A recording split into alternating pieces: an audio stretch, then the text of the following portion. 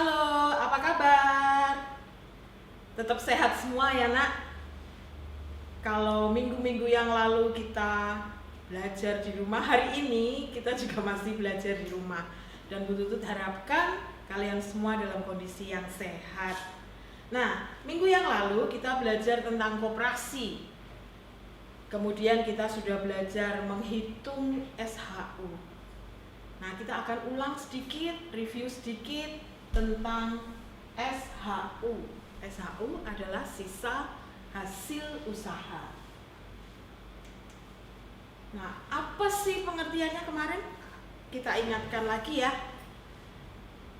Anak-anak bisa melihat ke materi yang kemarin sambil melihat di sini. Sisa hasil usaha merupakan suatu hasil yang diperoleh koperasi dalam periode 1 tahun. Hasil apa? Itu adalah hasil dari usahanya. Pendapatannya bisa dari usaha apa? Kalau kredit berarti dari bunga yang diperoleh. Nah, setelah dikurangi beban-beban atau kalau ada penyusutan dan membayar pajak, hasilnya dinamakan SHU. Nah, anak-anak, SHU pada dasarnya sama ya, sama dengan laba. Kalau kita sehari-hari menyebutnya sebagai keuntungan atau laba. Tetapi SHU ini adalah istilah laba yang dipakai dalam penyelenggaraan koperasi. Nah, besarnya SHU yang dibagi kepada anggota itu sesuai dengan yang disusun dalam anggaran dasar dan rumah tangga koperasi. Fungsinya apa sih SHU itu? SHU ini memiliki beberapa fungsi. 1. Pengurus koperasi mempertanggungjawabkan pengelolaan usaha dalam periode 1 tahun. Jadi dalam 1 tahun harus ada laporannya. Berapa sih hasil usahanya, gitu ya. Nah, keuntungan ini nantinya atau SHU yang diperoleh akan dibagikan kepada anggota. Ada juga yang dipakai untuk mengembangkan usaha.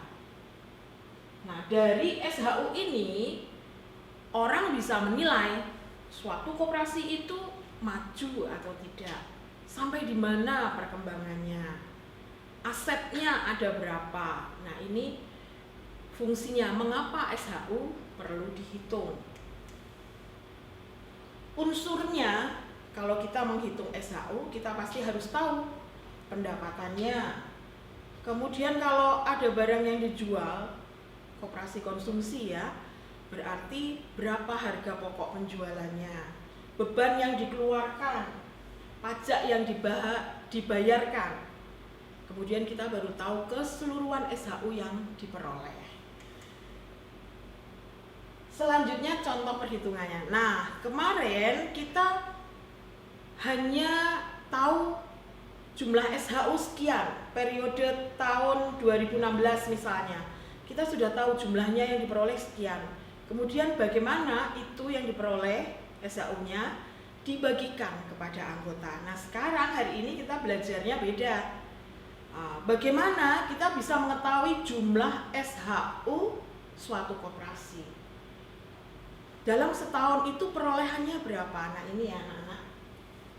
Contoh perhitungan koperasi maju.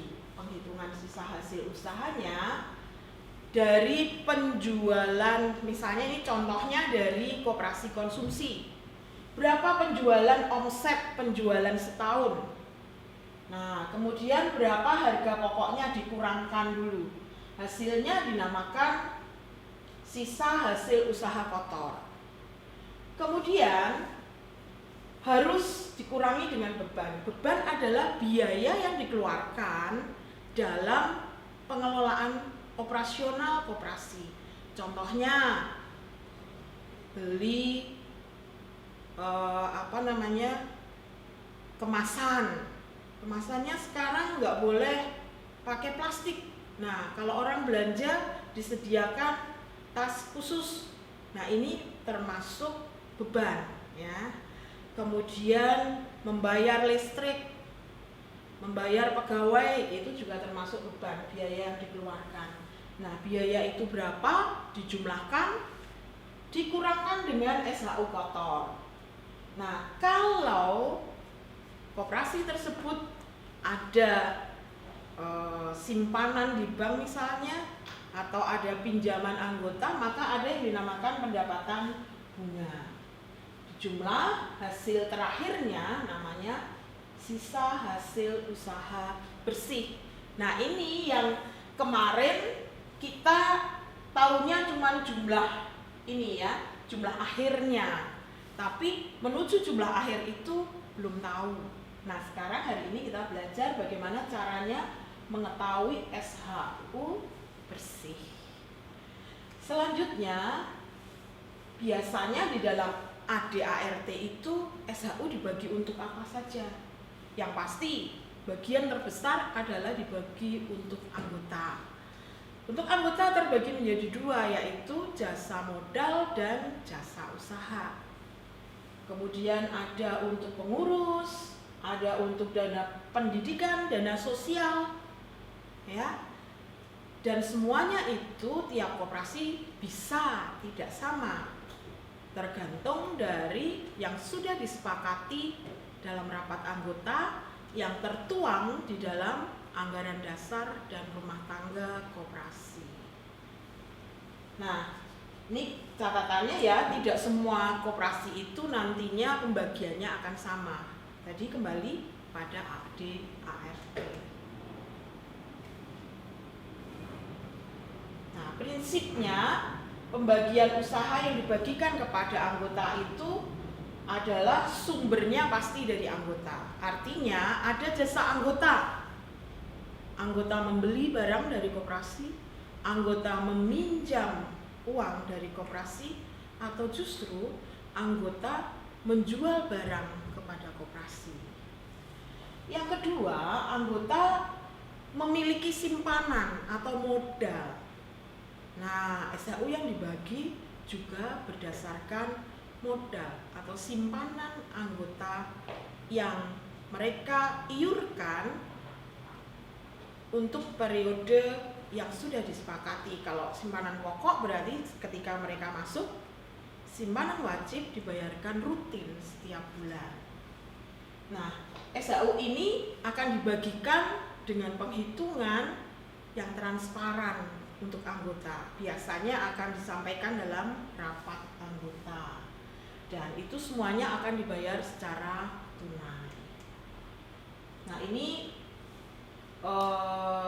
SHU perhitungannya itu dasar undang-undangnya, dasar undang-undang koperasi ya, nomor 25 tahun 92 pasal 5 tentang pembagian SHU.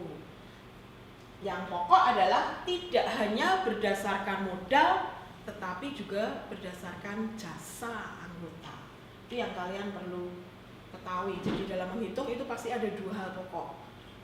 Berdasarkan modal berarti SHU jasa simpanan.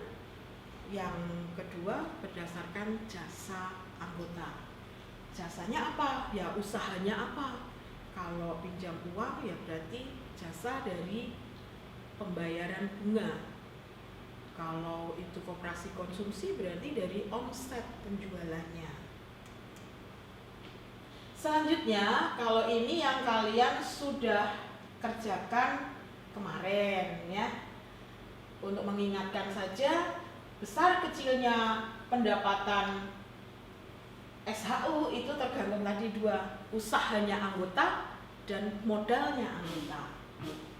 Nah, ini berdasarkan jasa modal, jasa usaha. Nah, jasa usahanya ada dua jenis. Kalau koperasi konsumsi bisa penjualan dan pembelian, kalau koperasi kredit bisa pinjaman ya. Ini rumusnya yang kemarin. Jadi kalau menghitung jasa modal ya, SHU jasa modal, maka dari simpanan anggota per total simpanan, total keseluruhan simpanan anggota dikalikan jasa modal. Kemudian yang ini berdasarkan penjualan atau jasa usahanya ya, jumlah dari usaha yang sudah dilakukan oleh anggota, apa dia sudah beli atau jual, berapa, per total omset dalam setahun kali jumlahnya jasa usaha. Yang ketiga, kalau modelnya itu pinjaman ya atau koperasi kredit, maka pinjaman anggotanya berapa, total pinjaman keseluruhan anggota koperasi setahun kali jasa usaha. Nah, ini contohnya ya, contoh perhitungan. Diketahui SHU yang akan dibagi 280. Nah, 280 juta itu yang dari anggota jumlahnya 200 juta, transaksi yang bukan anggota 80 juta.